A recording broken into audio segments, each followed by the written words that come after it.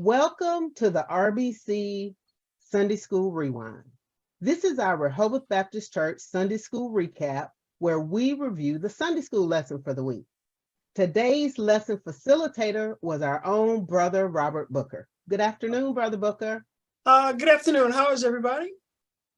Also joining us today is Sister Kabrina Bass. Hi, Kabrina. Hi, everybody. Glad to see you all here with us again. So today's lesson was our lesson 8 in our winter quarter unit of God's promises. And the title was Living Right Over Empty Rituals. And our scripture passage came from Isaiah, the 58th chapter, verses 6 through 10, with our key verse being verse 10, that reads, "If you spend yourselves in behalf of the hungry and satisfy the needs of the oppressed, then your light will rise in the darkness and your night will become like the noonday." So we had a great discussion in class on today. I'm going to turn it over to Sister Kabrina and Brother Booker to walk us through today's lesson. Thank you so much, Karen. Brother Booker, oh my God, what an amazing lesson. I really appreciated the things that you put together for our lesson, specifically focusing in on our fasting and our responsibility as a body of believers that we should be out there doing the work that God has called us to do with feeding the hungry and things like that nature. So, my basic question always to our facilitator is, when you were preparing the lesson, what were some of the things that stuck out to you that you knew were important to emphasize in your teaching moment?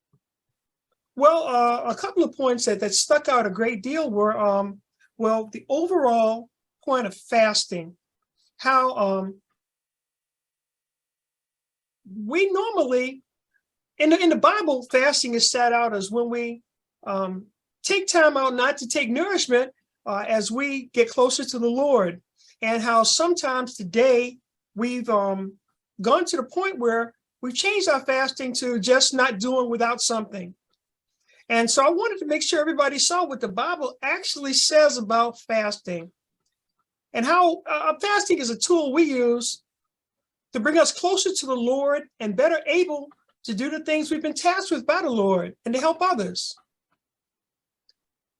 Also, this lesson helped me to get a better look at social injustice from then until now. All the things in the lesson, even though they were prophecies that were opened at a certain time, all those things have been prevalent throughout history from then until now, things we still have to address as individuals and as a community. Thank you so much, Brother Booker. Sometimes when we're facilitators of the lessons, we have in our mind like how this is going to flow. But every time I'm facilitating, I'm shocked by some of the things that come from our participant. Was there anything today that you didn't see coming that participant brought to your attention? Yes.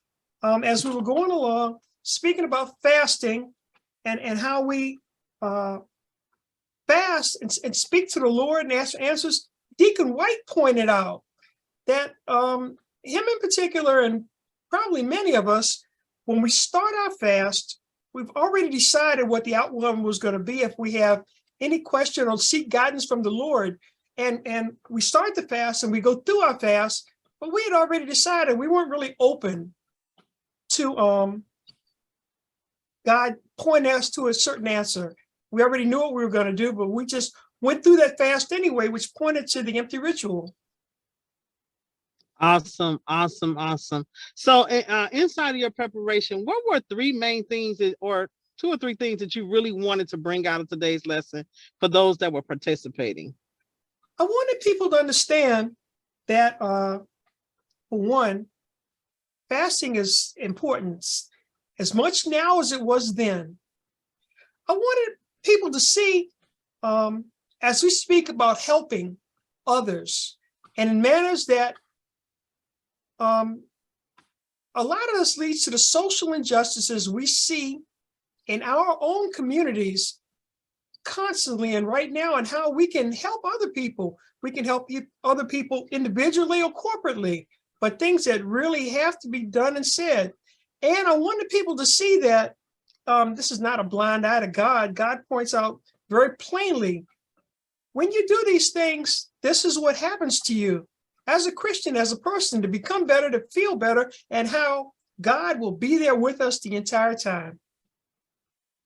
I thought that was awesome. I loved how you emphasized our light shining through, and how when we are obedient to the true, authentic fasting that we participate in, that there is a result from that. And this is God gets glory, but also you as a person become transformed by that act of obedience toward God. And you talked about the light and all those things that God promised, the justice that does come through our fasting and those things. And I think it's right. Sometimes we miss those things, right? Because we're looking for something else out of our fast, but God is looking for our obedience in the fast. And so, Brother Booker, what is something that you may didn't get an opportunity to say during today's lesson that you want our YouTube audience to know today? I would like our audience to know that throughout our lives, everyday lives, that we need to look at all the things around us, how God has smiled on us, and how other people aren't necessarily blessed in the same way, and how we should help them and not just out of obligation, but out of caring and love, because that's the manner God asks us to. And it makes our lives so much better inwardly and outwardly. We can help other people all the time. We can help people not necessarily materially, but we can help people emotionally, and we can always be positive enough to help people see their way towards Jesus Christ. Oh, what a wonderful testament. Oh, I love it. I love it. So, Brother Booker, thank you so much for taking time to be part of the Rewind. You did a fantastic job as your first time doing the Rewind. So we're excited. I'm going to turn it back over to Sister Karen so she can go ahead and close us out of this week's Rewind. Thank you so much. Absolutely. Thanks again, Brother Booker, as well as Sister Kabrina, for joining us for this week's Rewind. So that's our Rewind for today. I want to thank everyone for joining us, for viewing the Rewind as we recap this week's lesson. And we hope that you've enjoyed it. We hope that you'll take the time to not only view it, but also like it and share it with your friends, share it with your fellow church members, and make a comment on the lesson. You can do the comments on YouTube in the chat. You can also comment on Facebook, and you can also comment in the members only realm. I do want to invite everyone to join us next week for Rehoboth Baptist Church's Sunday School, where we'll be meeting both virtually via Zoom, as well as in person in the sanctuary at Rehoboth at 4646 Hardscrabble Road here in Columbia.